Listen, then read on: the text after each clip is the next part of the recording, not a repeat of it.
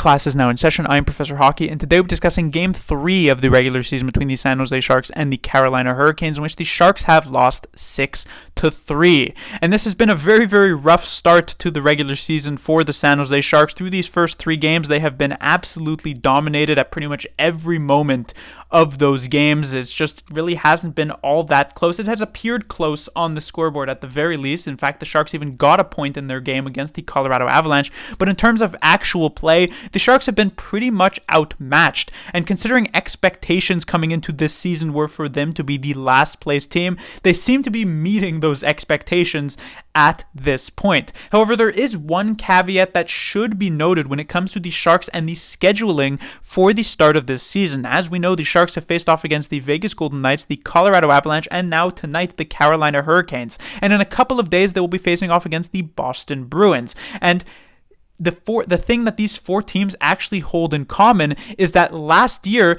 these were the 4 teams that won their respective divisions. This is the first time in NHL history that a team is opening the season 4 straight games against the 4 division winners of the previous season. And so the Sharks have been dealt an absolute gauntlet to start the year. And so while you maybe were expecting a slightly better performance, it really shouldn't be that much of a surprise that the Sharks are having this much of an issue with perhaps the 4 best teams in the entire league, or at least that was the case last season. And so when it comes to San Jose, you're hoping that after this 4-game stretch, things could get at the very least slightly better. The schedule through October is still going to be pretty tough, but maybe as it opens up a bit more later on into the season, we could see more so where the Sharks actually land on the year, whether that will indeed be the last place team or perhaps slightly better than that, which was of course my original prediction for this one. However, at the moment, we are still indeed at this 3rd game. We are still against the Carolina Hurricanes, and the Sharks, as I mentioned, were dominated at both ends of the ice. It does start off with a Fabian Zetterlund goal, his first as a San Jose Shark, which was nice to see, as he's been playing much better this season compared to last year. However, this would end up being one of the very, very few shots that the Sharks would even have in this first period, and it would be quickly tied up by Carolina to make it 1-1 at the end of 20 minutes. In the second period, they would then score another, this one shorthanded, to make it 2-1, and based on how the game had been going up to that point, it perhaps seemed as though the Sharks would be out of their element and wouldn't be able to make much else of a push, considering especially since the Sharks had 1 goal in the first game, 1 goal in the second game, and now 1 goal in this 3rd game. They might not be able to get any more offense, but actually the Sharks, a bit of a surprise there that they managed to not only tie this game up with a Filip Zadina goal on the power play, but also take the lead again with a William Eklund goal on the power play, his first of the season. And so for the 2nd straight game, they would hold a 3rd period lead going into those final 20 minutes. But for the 2nd straight game again, they'd end up blowing it. And unlike against Colorado, where they would at the very least salvage a point, the Carolina Hurricanes would not only tie this one up in regulation, but then get the go-ahead goal, the further insurance goal, and then a quick goal after that to make it a 6-3 win for Carolina. And the Sharks, as I mentioned, it was just not a good game at all. Moving on to the players to talk about, as I mentioned in my Colorado review, this is a game in which all of the Sharks forwards were not particularly good at all compared to what Carolina saw. I would be sitting here and saying that all 12 forwards were bad, which is not particularly interesting. So at the very least, we're going to keep them on more of a relative scale compared to each other, which will help make some of these players look slightly better. But it should indeed be noted before going into this that none of these players were particularly good at all. So starting off with the first line, we have Zadina, Hertl, and Duclair, and this was perhaps the Sharks' best line of the night. Zadina not only adds his 2nd goal of the game, but was just generally seemingly on point for at least the amount of moments that the Sharks actually found themselves in the offensive zone. This was one of the only lines that actually managed to get any sort of cycle going, even if it wasn't particularly impressive at all. Still, there was at least something there, and Zadina has probably been the best surprise for the San Jose Sharks thus far this season, perhaps even their best forward at this point. Definitely nice to see. There was even a very nice moment where he tried to weave his way into the offensive zone, ended up getting tripped up by Brent Burns, and although that didn't end up getting a penalty called against him, the fact that he even came that close to really just weaving through the entire Hurricanes roster was quite impressive. So a good game for Zadina. When it comes to the winger on the other side, which was Duclair, he has been someone who has been relatively disappointing thus far, had a rough game 1 of the regular season, looked a bit better in game 2, and I think he continues continues to improve with a solid game here in Game 3. Obviously, Duclair is a player who is looked at to produce offense for San Jose, and that has yet to happen through the first 3 games of this season, considering the Sharks have barely been able to generate any offense at all. But at the very least, there were more of the right things here tonight, which could perhaps lead to bigger and better things as the Sharks move on to the easier schedule that I mentioned after these first few games of the regular season. And then when it comes to the center of this line, Tomas Hertl, obviously I've had pretty harsh spotlight on Tomas Hertl thus far this year, considering he is the best forward, or at least he should be the best forward on the San Jose Sharks, at least with Logan Couture injured. Hertl should have more responsibility there. He does pick up a couple of assists in this game, so at the very least the point totals are there, and I think this was perhaps his best game of the season thus far, though it should be noted that that's not really saying much. It still wasn't anything blowing me away. It was just okay.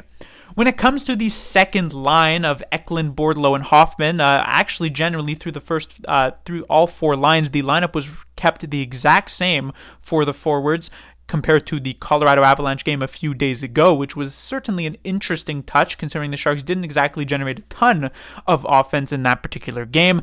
The real only standout of this line would be William Eklund, who I thought had a pretty solid game. He certainly had a lot of very good moments and of course added that goal on the power play, which was quite nice to see.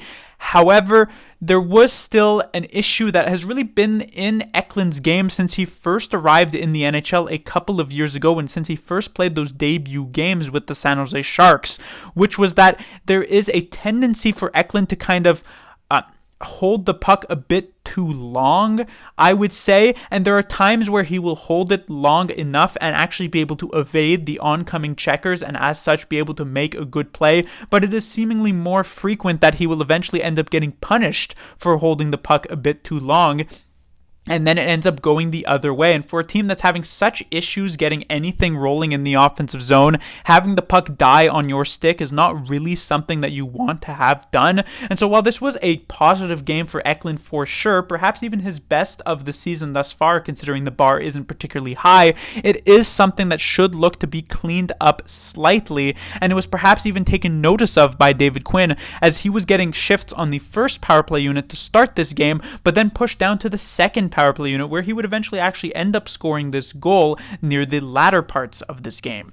When it comes to the 2 other line mates here tonight, though, it was practically invisible for both of them. Mike Hoffman is a player who pretty much excels in the offensive zone, but he's not exactly going to be driving his own plays in the offensive zone either. And so in a game in which the Sharks are completely dominated in, it is no surprise that Hoffman ends up being very much a non-factor in this one. I will say at the very least, he didn't seem to be much of a liability. A couple of awkward defensive plays, but I also think he was kind of handcuffed a couple of times here on the power play at the blue line, as well as just generally in the defensive zone with some really bad first passes out. And so it may have looked kind of bad for Hoffman, but I don't think it was particularly as bad as it may have seemed. And then the same kind of goes for Thomas Bordeleau, an offensive player who has some defensive touch. It feels as though he has been working on it in the short stint thus far in this season, but still just not really much doing on this second line. And the same would go for the third line, and perhaps even worse. Honestly, if you told me that a player like Jacob Peterson didn't actually appear in this game and got injured in the first minute and I just didn't notice that, I would have for sure believed you, because Jacob Peterson was doing his best like Nick Bonino impression of doing absolutely nothing in this game. In fact, like I said, just completely unnoticeable. In fact, I should probably say he was doing his best Oscar Lindblom impression, honestly. And when it comes to his 2 wingers, it really wasn't anything better. Cunnin had been okay through the first couple of games, at least getting the occasional high danger scoring chance. There was nothing there for him this game. Barabanov as well. And, Peterson, it's more understandable. Cunnin is also kind of like a top 9 type of player, but Barabanov is supposed to be like an effective top 6 player, and for a player who the Sharks could perhaps end up trading at the deadline this season if he were to actually do well enough, you want there to be an improved performance here for Barabanov, and at the moment, not only in this game but through this season, it just hasn't really been there all that much. Of course, nobody offensively has really been able to excel, but Barabanov perhaps even more so. And then we come to the fourth line, the only line that was even remotely competitive with the first line for the title of best line of the night. And they've really been the best line for this of the season for the San Jose Sharks. Givani Smith continues to excel in this role. I continue to be extremely impressed by him. And if not for Zadina, he'd probably be my best newcomer on the team thus far this season. Nico Sturm, we already knew he plays a fourth line role exceptionally well. At the start of last season, he was on the fourth line, looked very, very good. But then because of the lack of depth that the Sharks had, he was moved up to the third line, where he still looked solid, but not nearly as great. Now back in that fourth line position, things are going very, very well for Nico Sturm. And then when it comes to Zetterlund, I already mentioned how he has shown much improvement through the first few games of this regular season with San Jose, and that's just going to reiterate that. Gets the goal here, even ends up with an assist, and generally his best game of the year thus far. Then when it comes to the defensive side of things, it's a bit of an awkward game, I would say, to evaluate. The Sharks obviously did give up 6 goals, and there were indeed some defensive zone breakdowns that, in fact, Mackenzie Blackwood did have to bail them out on. But it was once more a game that the Sharks were so caught up in their own defensive zone, and it's not exactly the fault of these players because they're just not particularly good enough to avoid this type of situation from happening, so it's hard to really give them that much fault. You can't really dress a bike up to be a train when in fact it only has 2 wheels and moves significantly slower, to sort of put it metaphorically, I guess. And so when it comes to this first pairing, we have Ferraro and Burrows, who again I thought played a decently solid game, at least in sort of a relative fashion to the other defensemen on this team. So it's good to see that Ferraro is managing to keep up his consistent performance. When it comes to the second pairing, I was impressed with Knyzhov's first game of the regular season, which came against Colorado. Here tonight, I thought he was definitely a step below, not particularly good, had some really weak shifts in this one. The same would actually go for Jan Rutta, who has been relatively disappointing since arriving. Not terrible, but maybe not as filled with that Stanley Cup pedigree that I thought he would be able to bring to this team. But perhaps the most interesting player on the back end would, of course, be Henry Thrun, who draws back into the lineup due to the Marc-Edouard Vlasic injury. Now, Thrun, I had put it kind of lightly in that first game to not make him, necessarily sort of call him out too much, but it was a very bad game for Thrun to start the season against the Vegas Golden Knights, like insanely bad for him, and this was a huge rebound game for sure. Thrun looked much more secure in himself, significantly more confident on the ice, making much smarter decisions, which was something that he seemed to completely avoid in his first game of the year. And so it's interesting to see because as is indicated, Vlasic's injury isn't particularly severe, and so it's certainly possible that Vlasic may in fact be back for the next game on Thursday. And so it is now interesting to see who ends up being the left-handed defenseman kicked out of the lineup in favor of Vlasic, who almost certainly will get a spot back even if he hasn't necessarily earned it. Will it be Thrun stepping back out, or will it be Knyzhov? At this point, considering Thrun did play a better game here tonight, and it may very well end up being Knyzhov drawing out of the lineup. And then when it comes to his defensive partner, Benning had a very up and down game. There were some moments where he was making some really strong defensive plays, but as is a tendency with Matt Benning, which was something that we all noticed last season for him, there are just those few occasional shifts where it seems as though his controller just kind of disconnects at times, again, to put it more metaphorically, and he's just very lost on the ice. There was this one particular shift in the second period where he just got caught in absolute no man's land, was stacked right on top of another Sharks player before seemingly snapping out of it within a few seconds to actually return to his actual defensive position. But it was really difficult to watch at times for Benning, but at the same time, it wasn't a terrible game either.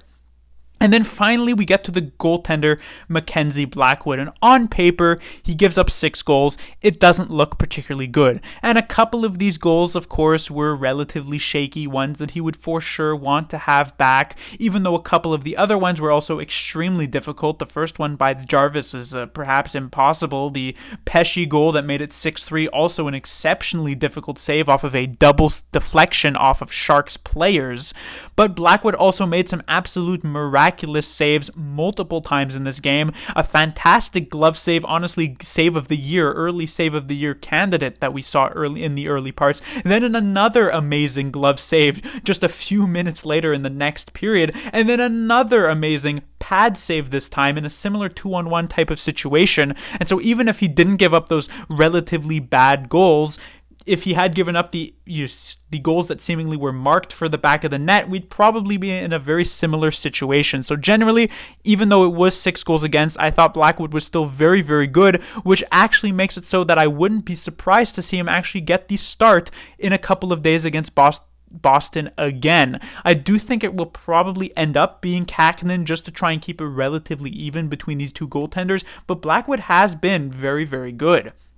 But that will do it for this review. The Sharks will be back in action, like I mentioned, on Thursday, like I mentioned, against the Boston Bruins, another last season's division winner. And in fact, they were the best team in the league last year, President's Trophy winning, a historic season for the Bruins. And while they are definitely worse this year with the departure of Patrice Bergeron, they're still going to be a tough matchup. And so the Sharks are definitely not out of the woods just yet. Class dismissed.